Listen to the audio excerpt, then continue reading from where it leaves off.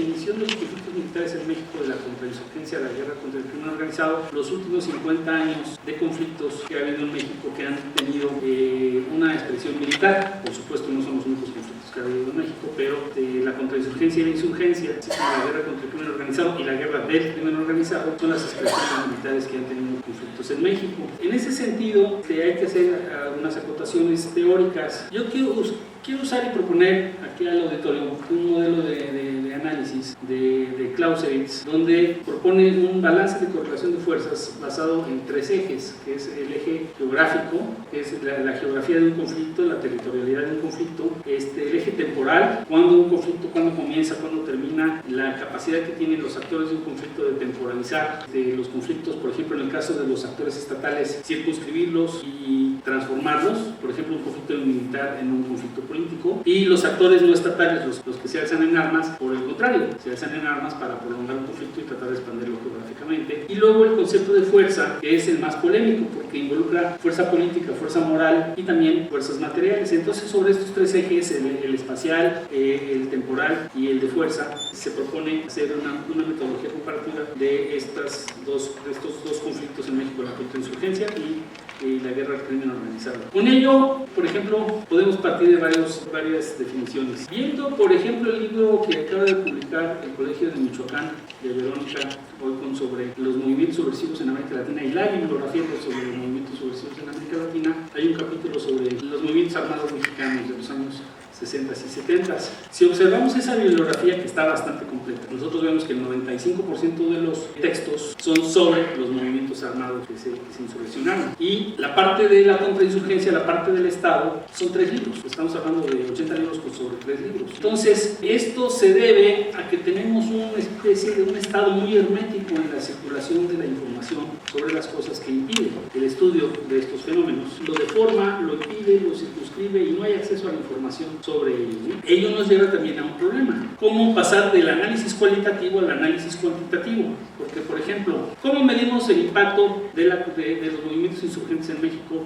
de lo que se podría llamar las guerrillas foquistas de los años 60 y 70? Bueno, la primera definición es guerrillas rurales, guerrillas urbanas. La segunda definición es: pasan de guerrillas que son focos guerrilleros celulares, muy clandestinas, sin impacto en sus movimientos, en aquellas que obtuvieron respaldo social, movimientos de apoyo, etcétera, etcétera. Luego la estrategia de acotamiento de estos movimientos por parte del Estado. Pero si nosotros hacemos las comparaciones latinoamericanas, entonces empezamos a tener muchos problemas. Y si hacemos las comparaciones dentro de México, también empezamos a tener muchos problemas de análisis. Porque, por ejemplo, para todo el periodo de que comenzaron las guerras de guerrillas a mediados de los años 60 hasta que se dieron las amnistías entre 1977 y 1980, la contabilidad de los muertos oscila entre 500, tomando los de los meses del 68, algo así como 2000, dependiendo quién cuente, cómo lo narre, de dónde saque la fuente, y muchas fuentes son periodísticas, no hay precisión en la contabilidad, etc.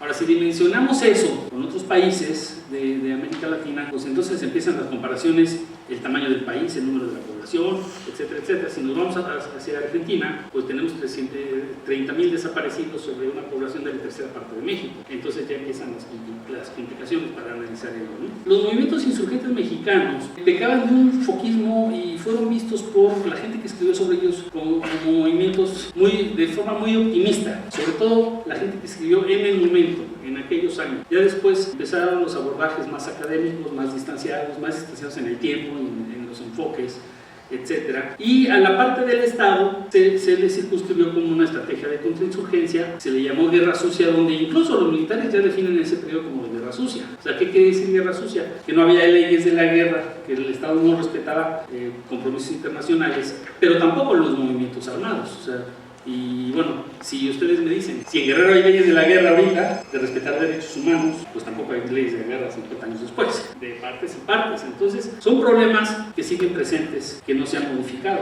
El tema de los desaparecidos. Por ejemplo, contabilizar desaparecidos en áreas rurales es muy difícil, porque hace 50 años, en áreas rurales, en estados muy deprimidos y empobrecidos, simplemente no hay registros de población de las personas. Entonces, y tampoco hay ciudadanía para decir: yo voy a reclamar a mi familiar desaparecido, a mi hijo, a mi esposa, a mi vecino, a mi hermano, a mi primo. En áreas urbanas es mucho más preciso contabilizar muertos. Eso fue lo que pasó con las comisiones de la verdad en Perú, en Argentina, en El Salvador, en Guatemala, mucho más en El Salvador que en Guatemala, porque El Salvador es un país mucho más urbano, porque son ciudadanos los que están muriendo. Si un estudiante desaparece, pues la mamá tiene los registros desde que nació, las actas de constancias de estudios, etcétera, etcétera. Entonces, si se llega a una búsqueda, pues se puede acercarse, se puede hacer un acercamiento mucho más preciso de la realidad. Pero en áreas rurales es muy difícil hacer los acercamientos cuantitativos. Entonces, definir lo que es fuerza moral y fuerza material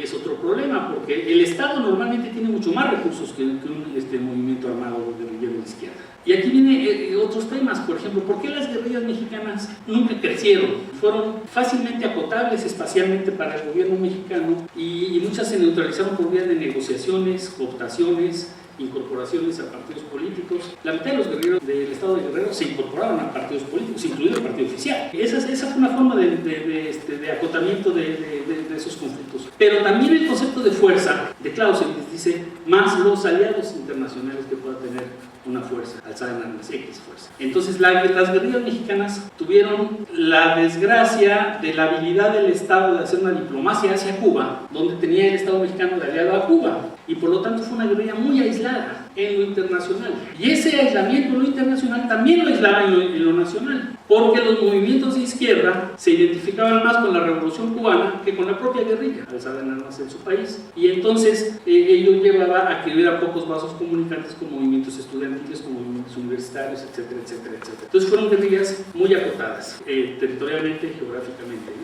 Aparecieron brotes en Monterrey, aparecieron brotes en Jalisco, en Chihuahua, fueron los primeros. Los del estado de Guerrero fueron los que más permanecieron y quedan células vivas, pero muy inermes, con muy poca capacidad de hacer acciones militares reales. Luego viene la transición de los años 90 con el Ejército Zapatista de Liberación Nacional. Usando la terminología de Clausewitz, de fuerza material y fuerza moral, aquí nosotros podríamos decir que lo que los zapatistas construyeron fue lo que no había construido ningún movimiento armado mexicano de izquierda, que es construir fuerza moral como elemento de apoyo político en la población mexicana en 12 días. Pero también esa guerrilla mostró una gran habilidad política para no mostrarse como guerrilla indígena fundamentalista. Y ese no fundamentalismo de ese movimiento armado indígena era espejo de un movimiento fundamentalista en otro país de América Latina, que era Perú, donde era lo más negativo que podría parecer en una guerrilla pseudo-maoísta, terrorista, etcétera, etcétera. Y el no fundamentalismo lo demostró la guerrilla zapatista, pues aceptando un pacto de conversaciones con el gobierno mexicano que se ha prolongado hasta la fecha, que en la práctica la desmantela como movimiento armado, pero le da vitalidad y fuerza como movimiento político y hasta moral, como representante de las causas indígenas, etcétera, etcétera, ¿no? Ahora, si nosotros hacemos el cotejo de las fuerzas materiales, obviamente el Estado mexicano tenía fuerzas materiales infinitamente muy superiores a las zapatistas, y las zapatistas, a lo mejor la inferioridad material es lo que las orillaba a aceptar pues la negociación y el diálogo con el gobierno, porque una guerrilla fuerte no negocia con un gobierno. Una guerrilla que no es fuerte puede estar tentada a negociar con el gobierno, pero en ese caso la guerrilla zapatista mexicana es la guerrilla que acepta cese de fuego en menos años en el mundo. Son 12 días de conflicto militar. Entonces es una cosa inaudita en el mundo, es una guerrilla mucho más política que guerrilla militar. Eso la distingue de todas las demás. Y la proyección, obviamente, fue una proyección que fue fuerte por lo menos 6, 7, 8 años que los subsecuentes. Pasemos al crimen organizado. Aquí el problema del crimen organizado es mucho más complicado de acotar, especialmente para el gobierno mexicano, porque la falta de recursos que tenían los movimientos insurgentes los hacía muy difíciles de crecer. O sea, no tenían apoyo para comprar armas, para la subsistencia, etcétera, etcétera. El crimen organizado tiene recursos infinitos. El crimen organizado no tiene ninguna dimensión política, simplemente su dimensión es la ambición de obtener recursos a cualquier medio. Y entonces aquí lo que hay que hacer es una distinción, y también aquí viene otra vez la ausencia de información estatal, de las bajas entre el ejército mexicano o el Estado mexicano y los movimientos insurgentes en los años 60 y 70. ¿Cuántas habrán sido? ¿1000? ¿2000? Estamos hablando del periodo 2007-2012 de 70,000 bajas directamente vinculadas a la conflagración del crimen organizado entre sí y con el Estado. Y se habla de unos porcentajes de 90-95% de enfrentamientos entre las propias organizaciones criminales, un porcentaje más pequeño de víctimas civiles inocentes, que algunos son 5,000, otros llegan a 8,000, otros a 10,000, y luego las bajas del Estado que no suman más de 1,000. Esas son las más fáciles de contabilizar, las bajas del Estado, porque esas sí tienen nombre y apellido y sí están presentadas a la opinión pública, militares, policías, etc.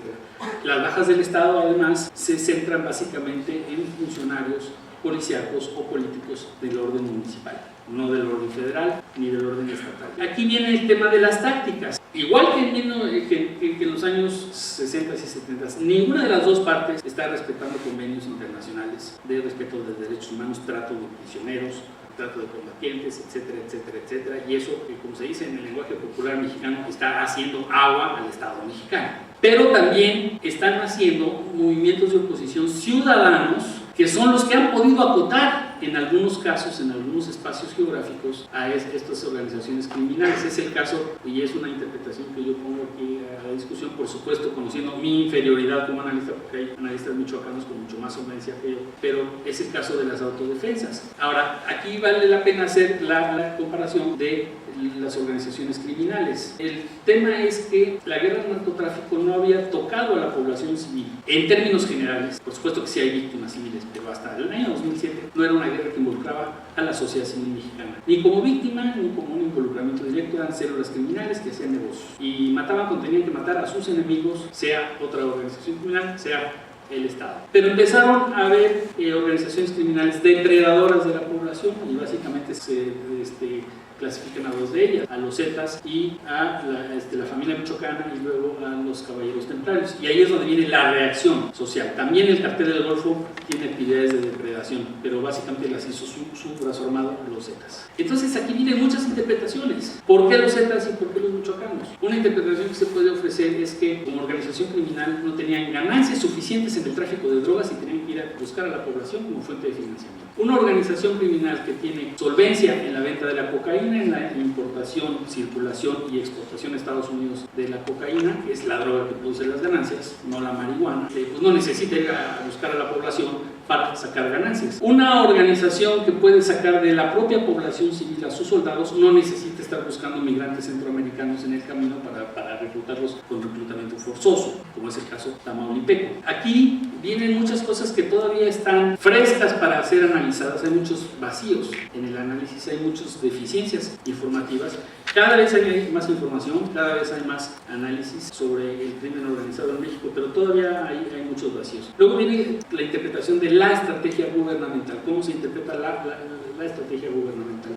Hay muchos estudios de la debilidad del Estado, desde los que dicen el Estado fallido, los que despliegan la teoría del Estado fallido, que me parece una teoría totalmente exagerada y errónea, porque si el Estado estuviera fallido no estaríamos aquí, porque esto es parte del Estado. Un colegio financiado por el CONACYT es parte del Estado mexicano, hasta donde yo tengo entendimiento, y de la universidad donde yo trabajo también. Entonces, lo que hay que ver es qué segmentos del Estado están fallidos, han sido penetrados, no están.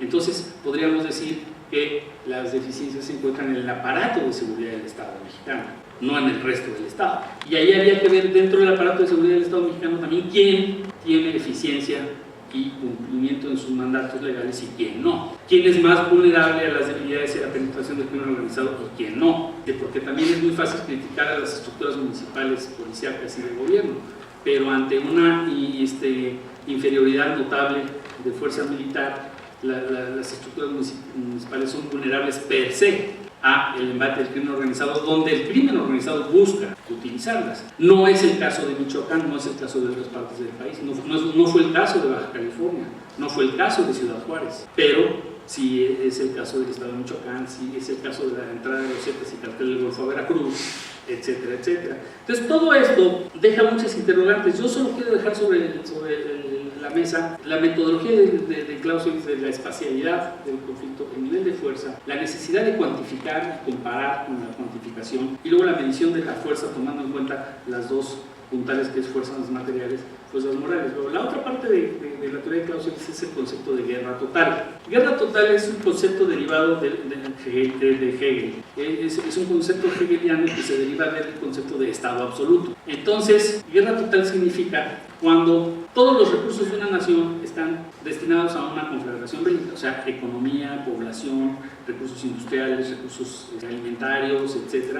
Y se reconvierte las labores de la industria, se reconvierte el trabajo de la población para hacer un enfrentamiento bélico. Por ejemplo, cuando yo empecé mi carrera estudiando guerras en El Salvador, lo que era una guerra total para los salvadoreños, había una guerrilla enfrentada con el gobierno, era guerra total para el gobierno salvadoreño, porque era representante de una oligarquía amenazada por una guerrilla, la guerrilla más poderosa de Centroamérica. También era una guerra total para la guerrilla salvadoreña, tuvo un control 12 años del 30% del territorio del norte y del oriente de su país. No era una guerra total para el principal aliado del gobierno salvadoreño, Estados Unidos, y se le definió como guerra de baja intensidad. Para Estados Unidos definitivamente no era una guerra total, era un aliado amenazado, pero por los esfuerzos involucrados era una guerra de baja intensidad. Bueno, comparando esto con México en las guerras criminales, que son 1.500 millones de dólares para Estados Unidos en la asistencia militar a México. Viene aquí el tema de lo cualitativo y lo cuantitativo. Para muchos críticos de eso, es la mano negra de Estados Unidos definiendo la estrategia del Estado mexicano.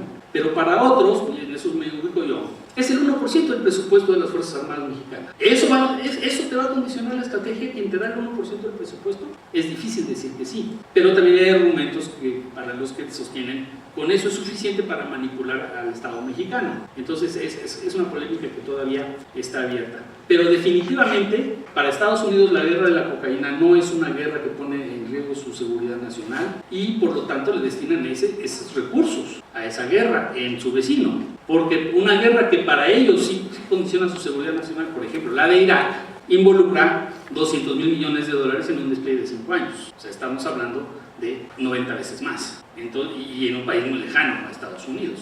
Entonces, en realidad, si se aplica aquí la máxima que dime cuánto te cuesta algo y así lo valoras, pues a Estados Unidos esa guerra no le está costando absolutamente nada. Es lo que le cuesta el pago de los retirados de guerra de un día. Para Estados Unidos no es una guerra total. Para el Estado mexicano tampoco, en cuanto no está todo el territorio involucrado, pero sí está involucrado su concepto de seguridad nacional. Ahora bien, el concepto de seguridad nacional derivado en la estructura gubernamental tiene muchas deficiencias en la parte policíaca, en la parte de justicia, y entonces se tiene que respaldar en la estructura militar de la seguridad nacional. Y ese es el gran debate de hoy, respaldarse en la estructura militar. Bueno, los militares no están entrenados como policías. Los militares ganan la tercera parte que en sueldo de los policías. Y a los militares los entrenan para matar, no para proteger a la población, como entrenan a los policías. Pero el Estado tiene que apoyarse en la estructura militar. Entonces queda una pregunta abierta. ¿Qué tipo de guerra es? ¿Es guerra total o no es guerra total?